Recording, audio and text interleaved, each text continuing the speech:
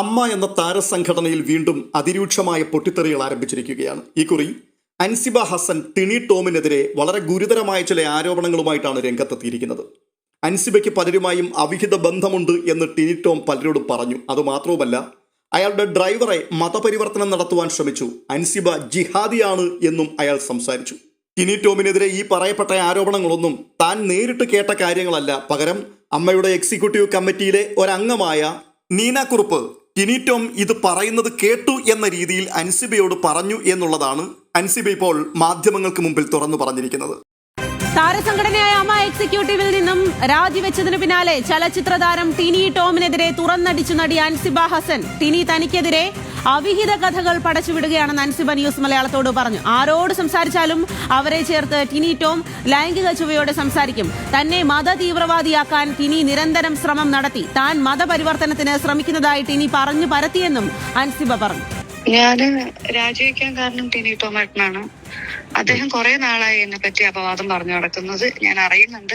എന്നോട് ഡയറക്റ്റ് പറഞ്ഞിട്ടില്ലെങ്കിലും മറ്റു പലരോടും പറഞ്ഞു എന്നുള്ള രീതിയിൽ ഞാൻ അറിയുന്നുണ്ട്. അപ്പൊ ഒരു സംഘടനയാവുമ്പോൾ നമുക്ക് എക്സിക്യൂട്ടീവ് മീറ്റിങ്ങുകൾ ഉണ്ടാവും. പല കാര്യങ്ങളിലും എതിരഭിപ്രായം ഉണ്ടാവും, സമാഭിപ്രായം ഉണ്ടാവും. അപ്പൊ അഭിപ്രായ വ്യത്യാസങ്ങൾ വ്യക്തി വൈരാഗ്യമായിട്ട് എടുക്കുന്നത് എന്തിനാന്ന് എനിക്ക് മനസ്സിലാവുന്നില്ല.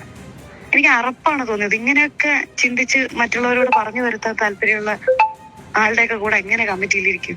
ഞാൻ മത തീവ്രവാദിയാണ് അത്ര. ഞാൻ ഇസ്ലാമിലേക്ക് ആളുകളെ കൺവേർട്ട് ചെയ്യുന്നുണ്ട് അത്ര.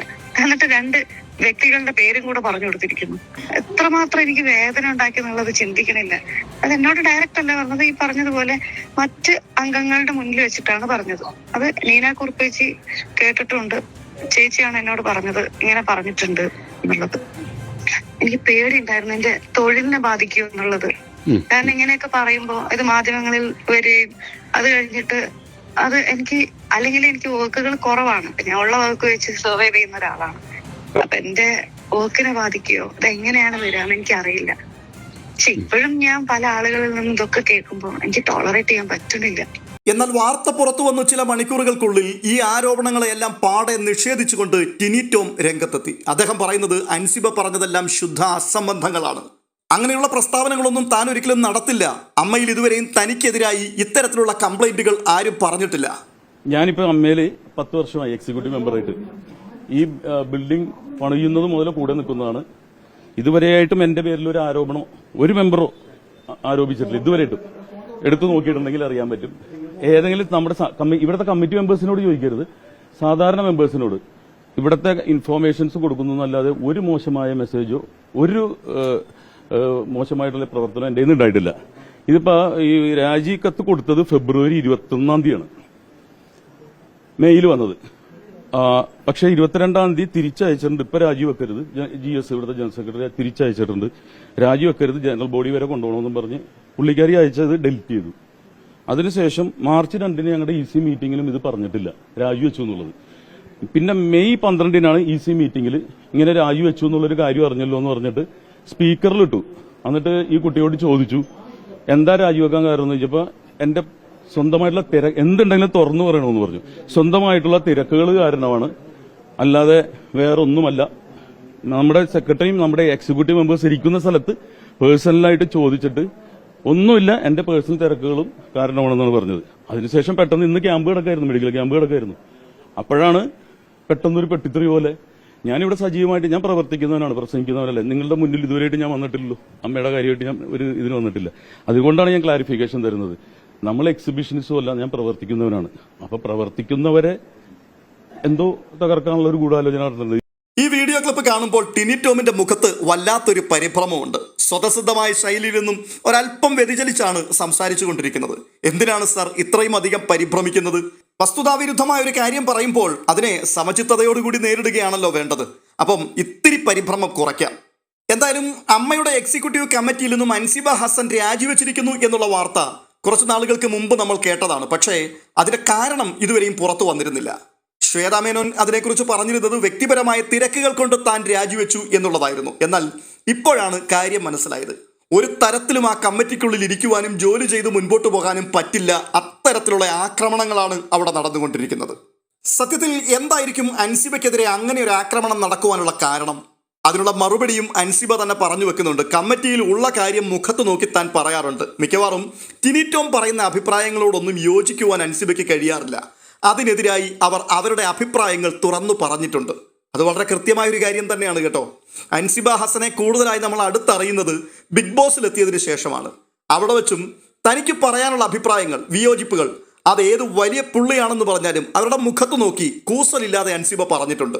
അൻസിബയുടെ നിലപാടുകളോടെല്ലാം ഒന്നും നമുക്ക് യോജിക്കാൻ കഴിഞ്ഞില്ലായിരുന്നു. അതുകൊണ്ട് തന്നെ ബിഗ് ബോസിന്റെ റിവ്യൂവുകൾ പറയുന്ന സമയത്ത് നഖശിഖാന്തം അൻസിബയെ എതിർത്തിട്ടുള്ളൊരു ചാനലാണ് നമ്മുടേത്. പക്ഷേ ഞാൻ പറഞ്ഞു വരുന്നത്, തനിക്ക് തെറ്റി എന്ന് തോന്നുന്ന കാര്യം താൻ വളരെ കൃത്യമായി തുറന്നു പറയും. അത് എത്ര വലിയ ആളെക്കുറിച്ചാണെങ്കിലും താൻ പറയും. ഇവിടെ ഈ സംഘടനയുടെ എക്സിക്യൂട്ടീവ് കമ്മിറ്റിയിലേക്ക് താൻ വന്നതിന് ശേഷം തനിക്കുണ്ടായ ബുദ്ധിമുട്ടുകൾ പലതും താൻ തുറന്നു പറഞ്ഞിട്ടുണ്ട് ഉത്തരവാദിത്തപ്പെട്ടവരോട്. പക്ഷേ അവിടെ യാതൊരു തരത്തിലുള്ള നടപടികളും ഉണ്ടായിട്ടില്ല. അതുകൊണ്ട് തന്നെയാണ് ഇപ്പോൾ മാധ്യമങ്ങളുടെ മുൻപിൽ വന്ന് ഈ തുറന്നു പറച്ചിൽ നടത്തുവാൻ അൻസിബ തയ്യാറായത്. ഈ ഒരു വിഷയത്തെ നാം ശ്രദ്ധിക്കുമ്പോൾ വെളിപ്പെട്ടു വരുന്ന ധാരാളം കാര്യങ്ങളുണ്ട്. അതായത് ഒരു വ്യക്തിക്ക് നീതി നിഷേധിക്കപ്പെടുമ്പോൾ സംഘടനകൾ കൈക്കൊള്ളുന്ന ഇരട്ടത്താപ്പും പരസ്പര വിരുദ്ധമായ നിലപാടുകളും പൊതുസമൂഹത്തിൽ വലിയ ചർച്ചയ്ക്ക് വഴിവെക്കുന്ന രീതിയിലുള്ള നടപടിക്രമങ്ങളും പക്വതയില്ലാത്ത നിരുത്തരവാദിത്വപരമായ സംഭാഷണങ്ങളും ഇതൊക്കെ വ്യക്തികൾക്കും സംഘടനകൾക്കും ഏൽപ്പിക്കുന്ന പരിക്ക് അതെത്ര വലുതാണ് എന്നുള്ളതാണ്. ഒരു വശത്ത് വലിയ താരപ്പകിട്ടും ഉന്നതമാകുന്ന ജനപ്രീതിയും, മറുവശത്ത് ആ പകിട്ടിന് പിന്നിൽ ഒളിഞ്ഞിരിക്കുന്ന ചതിയുടെയും മാറ്റി നിർത്തലിന്റെയും ഒക്കെ കഥകൾ. ഇതൊക്കെ കാണുമ്പോൾ ഈ സിനിമാ മോഹവുമായി നടക്കുന്ന പുതിയ തലമുറയുടെ മാനസികാവസ്ഥ അതൊന്ന് ഓർത്തു നോക്കിക്കേ. ഇവിടെ എക്സിക്യൂട്ടീവ് കമ്മിറ്റിയിലെ ഒരു വനിതാ അംഗം സ്വന്തം സഹപ്രവർത്തകനെതിരെ ഗുരുതരമായ ആരോപണം ഉന്നയിച്ചാണ് രംഗത്തെത്തിയിരിക്കുന്നത്. തനിക്കെതിരെ വർഗീയ അധിക്ഷേപവും വ്യക്തിഹത്യയും നടത്തി എന്നാണ് ആ പെൺകുട്ടി പറയുന്നത്. എന്നാൽ അതിനേക്കാൾ നമ്മളെ ഞെട്ടിക്കുന്ന മറ്റൊരു കാര്യം ഈ വിഷയത്തിൽ സംഘടനയും അതിലെ ചില അംഗങ്ങളും സ്വീകരിച്ചിരിക്കുന്ന വിചിത്രമായ നിലപാടുകളാണ്. അൻസിബ ഹസൻ അമ്മ എന്ന സംഘടനയുടെ എക്സിക്യൂട്ടീവ് കമ്മിറ്റിയിലുള്ള ഒരു വ്യക്തിയാണ്. അവരിപ്പോൾ രംഗത്തെത്തിയിരിക്കുന്നത് അതേ കമ്മിറ്റിയിലെ മറ്റൊരു സ്വാധീനമുള്ള പുരുഷ താരത്തിനെതിരെയാണ്. അൻസിബ ഉന്നയിച്ച ആരോപണങ്ങൾ അത് സാധാരണ രീതിയിലുള്ള ഒന്നല്ല. വളരെ വ്യക്തിപരവും അതിലുപരി അപകടകരമായ രീതിയിൽ വർഗീയത കലർന്നതുമാണ്. താനൊരു മുസ്ലിം ആയതുകൊണ്ട് തന്നെ ജിഹാദി എന്ന് വിളിച്ചു, മതപരിവർത്തനത്തിന് ശ്രമിക്കുന്നു എന്നാരോപിച്ചു, വ്യക്തിഹത്യ നടത്തി, പലരുമായും തനിക്ക് അവിഹിത ബന്ധമുണ്ട് എന്ന് പ്രചരിപ്പിച്ചു. ഇതൊക്കെയാണ് ആ നടി മാധ്യമങ്ങളുടെ മുമ്പിൽ തുറന്നു പറഞ്ഞത്.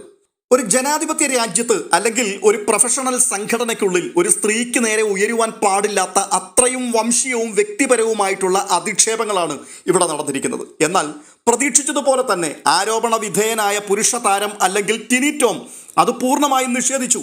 താൻ അങ്ങനെ പറഞ്ഞിട്ടില്ല എന്നാണ് അദ്ദേഹത്തിന്റെ വാദം. ശരി, ആരോപണങ്ങൾ സത്യമാണോ കള്ളമാണോ എന്ന് തെളിയേണ്ടത് അത് അന്വേഷണങ്ങളിൽ കൂടിയാണ്. പക്ഷേ അതിനുശേഷമുണ്ടായ പ്രതികരണങ്ങളാണ് ഈ സംഘടനയുടെ യഥാർത്ഥ സ്വഭാവവും മുഖവും എന്താണ് എന്നുള്ളത് പുറം ലോകത്തിന്റെ മുമ്പിൽ വെളിപ്പെടുത്തുന്നത്. ടിനി ടോം ഈ വിഷയത്തെക്കുറിച്ച് സംസാരിക്കാൻ തുടങ്ങുമ്പോൾ തന്നെ ആരോപണ വിധേയനായ ആളെ പിന്തുണച്ചുകൊണ്ട് സംഘടനയിലെ മറ്റൊരു മുതിർന്ന നടി രംഗത്തെത്തി, പ്രിയങ്ക.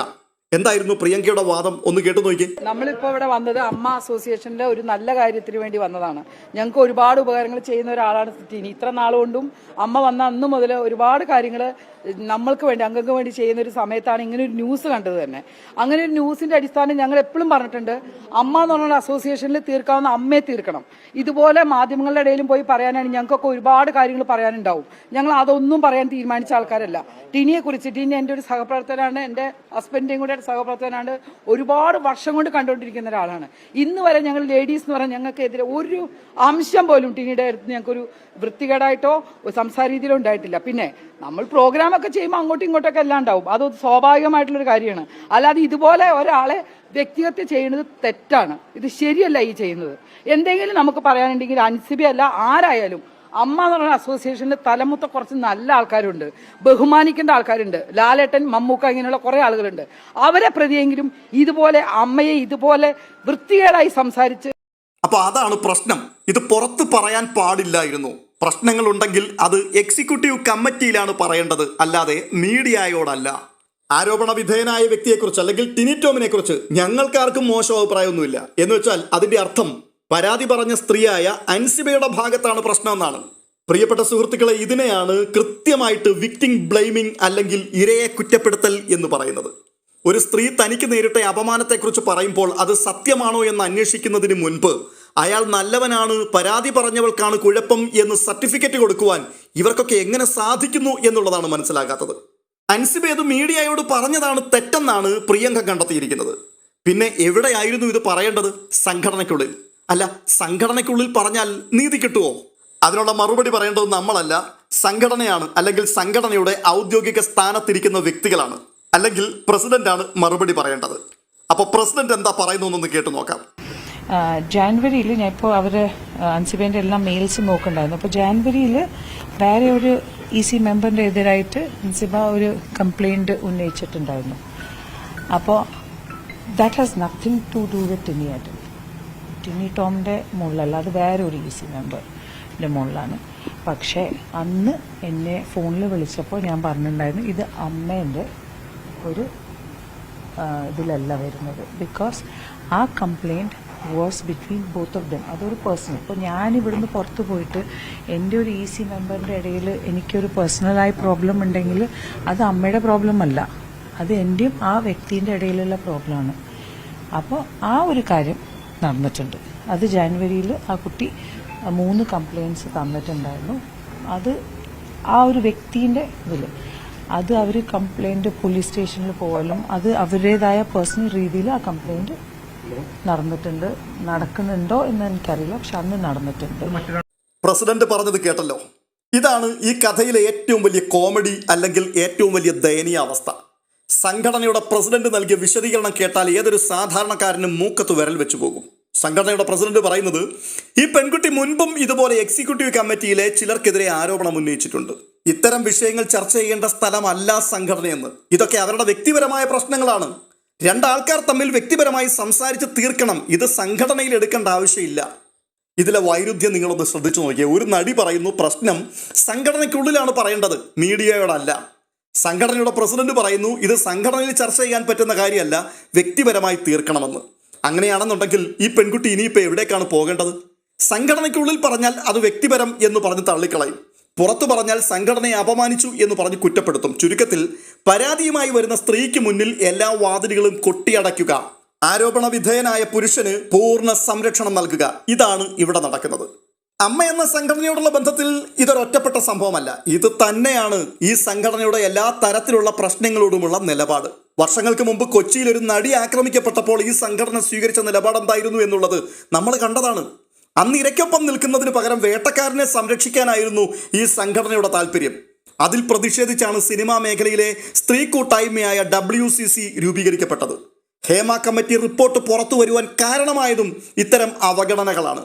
എന്നിട്ടും ഇത്രയും വർഷങ്ങൾ കഴിഞ്ഞിട്ടും അമ്മ എന്ന സംഘടനയുടെ മനോഭാവത്തിൽ എന്തെങ്കിലും മാറ്റം വന്നിട്ടുണ്ടോ? ഇല്ല എന്ന് തന്നെയാണ് ഈ സംഭവം തെളിയിക്കുന്നത്. ഈ പെൺകുട്ടി മുൻപും ചില പരാതികൾ സംഘടനയ്ക്ക് നൽകിയിട്ടുണ്ട് എന്ന് പ്രസിഡന്റ് പറയുമ്പോൾ അതിൻ്റെ അർത്ഥം അവൾക്ക് തുടർച്ചയായി ഇവിടെ വേട്ടയാടലുകൾ നേരിടേണ്ടി വരുന്നു എന്നുള്ളതല്ലേ? അതിന് പരിഹാരം കാണേണ്ട സംഘടന ആ പരാതിക്കാരിയെ ഒരു ശല്യക്കാരിയായിട്ട് ചിത്രീകരിക്കുവാനാണ് ശ്രമിക്കുന്നത്. ഈ ജിഹാദി എന്ന വാക്കോ മതപരിവർത്തന ആരോപണമോ ഒക്കെ നിലവിലെ സാമൂഹിക സാഹചര്യത്തിൽ ഒരു വ്യക്തിയെ പൂർണ്ണമായും തകർക്കുവാൻ ഉപയോഗിക്കാൻ പറ്റുന്ന ആയുധങ്ങളാണ്. അത് സ്വന്തം കമ്മിറ്റിയിലെ ഒരു അംഗം മറ്റൊരംഗത്തിനെതിരെ ഉപയോഗിച്ചു എന്ന് വരുമ്പോൾ സംഘടന സ്വീകരിക്കേണ്ട ഗൗരവം ഇതല്ല. ഇത് ഗുരുതരമായൊരു പ്രശ്നമാണ്. അതിനെ അതേ ഗൗരവത്തോടു കൂടി കണ്ട് അതിൻ്റെ മേൽ ഉടനടി നടപടിയെടുക്കുകയാണ് സംഘടന ചെയ്യേണ്ടത്. അതിനുള്ള ആർജവും ഇല്ല എന്നുണ്ടെങ്കിൽ ആ സ്ഥാനത്തു നിന്ന് നിങ്ങൾ ഇറങ്ങിപ്പോകണം. ഹേ, പ്രിയങ്ക മാധ്യമങ്ങളുടെ മുൻപിൽ വന്ന് സംസാരിച്ചപ്പോൾ പറഞ്ഞ മറ്റൊരു കാര്യം കൂടിയുണ്ട്. അതും ഒന്ന് കേട്ടു നോക്കിയേ. അമ്മ എന്ന് പറഞ്ഞ അസോസിയേഷനിൽ തീർക്കാവുന്ന അമ്മയെ തീർക്കണം. ഇതുപോലെ മാധ്യമങ്ങളുടെ ഇടയിലും പോയി പറയാനാണ് ഞങ്ങൾക്കൊക്കെ ഒരുപാട് കാര്യങ്ങൾ പറയാനുണ്ടാവും. ഞങ്ങൾ അതൊന്നും പറയാൻ തീരുമാനിച്ച ആൾക്കാരല്ല. കൊള്ളാം. അപ്പോൾ പറയാനാണെന്നുണ്ടെങ്കിൽ ധാരാളം കാര്യങ്ങൾ അതിനകത്ത് നടക്കുന്നുണ്ട്. ഞങ്ങളൊക്കെ പറയാതെ സഹിച്ചങ്ങ് പോവുകയാണ് എന്നർത്ഥം. ഇനി അടുത്തത് പ്രസിഡന്റിന്റെ മറ്റൊരു കോമഡി കൂടിയുണ്ട്. നമ്മുടെ ഇതിൽ ഒരുപാട് എല്ലാ മീറ്റിങ്ങിലും ഒരുപാട് അടിപിടി നടക്കാറുണ്ട്. അതിന് ഒരു കുറവുമില്ല. സർവത്ര അടിയും മേളവുമാ. നേരെ നോക്കിയാൽ കീരിയും പാമ്പുമാണ് സകലതും. പക്ഷെ പേര് കൊണ്ട് അമ്മ. ദയവ് ചെയ്ത് ഈ അമ്മ എന്നുള്ള പേര് മാറ്റിയിട്ട് പകരം കുഞ്ഞമ്മയെന്നോ അമ്മായിയമ്മയെന്നോ ആക്കണം. ആ പേരുകളൊക്കെ ഈ സംഘടനയ്ക്ക് ഇണങ്ങത്തുള്ളൂ. കാരണം അമ്മ എന്ന വാക്കിന് വളരെയധികം മൂല്യങ്ങളുണ്ട്, പവിത്രതയുണ്ട്. ദയവ് ചെയ്ത് ആ പദത്തെ നിങ്ങൾ അപമാനിക്കരുത്. അമ്മ എന്ന വാക്ക് ഉപയോഗിക്കുവാൻ യാതൊരു അർഹതയും നിങ്ങൾക്കില്ല എന്നുള്ളതാണ് ഈ പറഞ്ഞു വെക്കുന്നത്. അല്ലെങ്കിൽ തന്നെ പുറം ലോകത്തിന്റെ മുമ്പിൽ പറയാൻ പാടില്ലാത്തതും ചർച്ച ചെയ്യാൻ പാടില്ലാത്തതുമായിട്ടുള്ള ഒട്ടനവധി കാര്യങ്ങൾ ഇതിനകത്ത് നടക്കുന്നുണ്ട് എന്ന് അതിലെ ഒരു താരം തന്നെ പുറം ലോകത്തോട് വിളിച്ചു പറയുമ്പോൾ സത്യത്തിൽ ഈ സുന്ദരന്മാരുടെ മുഖംമൂടികളൊക്കെ വലിച്ചു കീറപ്പെടുകയല്ലേ. പ്രിയങ്ക ഒരു ആവേശത്തിന് അടിച്ചു വിട്ടതാണെങ്കിലും അതൊരു സെൽഫ് ഗോൾ ആയിരുന്നു എന്നുള്ള കാര്യം അവർ മനസ്സിലാക്കിയിട്ടുണ്ടോ എന്നുള്ളത് സംശയമാണ്. ചുരുക്കത്തിൽ വലിയ ജനാധിപത്യം പറയുന്ന ചാരിറ്റി പ്രവർത്തനങ്ങൾ നടത്തുന്ന ഒരു സംഘടന സ്വന്തം എക്സിക്യൂട്ടീവ് കമ്മിറ്റിയിലെ ഒരു വനിതാ അംഗത്തിന് സുരക്ഷിതത്വവും നീതിയും ഉറപ്പാക്കുവാൻ പറ്റാത്ത ഒരു ഗതികെട്ട അവസ്ഥയിലെത്തിയിരിക്കുകയാണ്. അധികാരം എപ്പോഴും ശക്തരായ പുരുഷന്മാർക്കും അവരെ താങ്ങി നടക്കുന്നവർക്കും ഒപ്പമേ നിൽക്കൂ എന്ന പ്രഖ്യാപനമാണ് ഈ പ്രസ്താവനകൾ കൂടി വരുന്നത്. ഈ താരസംഘടനയിലെ പുരുഷ മേധാവിത്വം അവസാനിപ്പിച്ചിട്ട് സെക്രട്ടറി, പ്രസിഡന്റ് ഉൾപ്പെടെയുള്ള പ്രധാന തസ്തികകളിലെല്ലാം സ്ത്രീകൾ കയറി കൂടിയപ്പോൾ വലിയ പ്രതീക്ഷയോടുകൂടിയായിരുന്നു കുറഞ്ഞപക്ഷം സ്ത്രീകളെങ്കിലും അമ്മയിലേക്ക് നോക്കിക്കൊണ്ടേയിരുന്നത്. എന്നാൽ എല്ലാവരെയും നിരാശപ്പെടുത്തിയിരിക്കുകയാണ് ശ്വേതാ മേനോൻ ഉൾപ്പെടെയുള്ള എക്സിക്യൂട്ടീവ് കമ്മിറ്റി. അത്തരമൊരു സാഹചര്യത്തിൽ ഈ കമ്മിറ്റിയിൽ നിന്നും അൻസിബ ഹസൻ രാജിവെച്ചത് വളരെ ശരിയായ തീരുമാനം തന്നെയാണ്. കാരണം നീതി ലഭിക്കാത്ത, അന്തസ്സോടെ ജീവിക്കാൻ അനുവദിക്കാത്ത ഒരിടത്ത് തുടരുന്നതിൽ യാതൊരു അർത്ഥവുമില്ല. കൂടുതലൊന്നും പറയാനില്ല. ഇവിടെ നമ്മൾ ചോദിക്കേണ്ട ചില പ്രധാനപ്പെട്ട ചോദ്യങ്ങളുണ്ട്. സംഘടനയ്ക്കുള്ളിൽ പരാതി പറയണം എന്ന് പറഞ്ഞ പ്രിയങ്ക ശ്വേതാ മേനോൻ റബ്ബർ സ്റ്റാമ്പ് അല്ല എന്നാണല്ലോ വ്യക്തമാക്കിയത്. എന്നാൽ ശ്വേതാ മേനോൻ പറഞ്ഞ അഭിപ്രായത്തോട് പ്രിയങ്ക യോജിക്കുന്നുണ്ടോ? അടുത്തത്, സിനിമയിലെ സ്ത്രീ സുരക്ഷയെക്കുറിച്ച് വാദോരാതെ സംസാരിക്കുന്ന മുൻനിര നായകന്മാർ പലരുമുണ്ടല്ലോ. എന്തുകൊണ്ടാണ് ഈ വിഷയങ്ങളൊക്കെ വരുമ്പോൾ നിങ്ങൾ മൗനം പാലിക്കുന്നത്? ഈ വിഷയത്തിൽ എന്താണ് നിങ്ങളുടെ അഭിപ്രായം? മമ്മൂക്കയും ലാലേട്ടനും ഉൾപ്പെടെയുള്ള ആൾക്കാരാണ് ഇതിന് മറുപടി പറയേണ്ടത്. സംഘടനയുടെ ഈ നിലപാട് അത് ശരിയാണോ? അതോ ആ പെൺകുട്ടിക്ക് ഇവിടെ നീതി നിഷേധിക്കപ്പെടുകയാണോ ചെയ്യുന്നത്? മറുപടി പറയാൻ ആരും വരില്ല എന്ന് നന്നായിട്ട് അറിയാം. അതുകൊണ്ട് തന്നെ പ്രേക്ഷകർക്ക് എന്താണ് അഭിപ്രായം? നിങ്ങളുടെ പ്രതികരണങ്ങൾ കമന്റ് ബോക്സിൽ രേഖപ്പെടുത്തുവാൻ മറക്കരുത്. ഈ വീഡിയോ ഇഷ്ടമായിട്ടുണ്ടെങ്കിൽ ഒന്ന് ലൈക്ക് ചെയ്യുകയും അത് നിങ്ങൾ ഷെയർ ചെയ്യുകയും ചെയ്യണം. ചാനൽ ഇതുവരെയും സബ്സ്ക്രൈബ് ചെയ്തിട്ടില്ലെങ്കിൽ ദയവായി ഒന്ന് സബ്സ്ക്രൈബ് ചെയ്യുക. മറ്റൊരു വിഷയവുമായി വീണ്ടും വരാം. നന്ദി.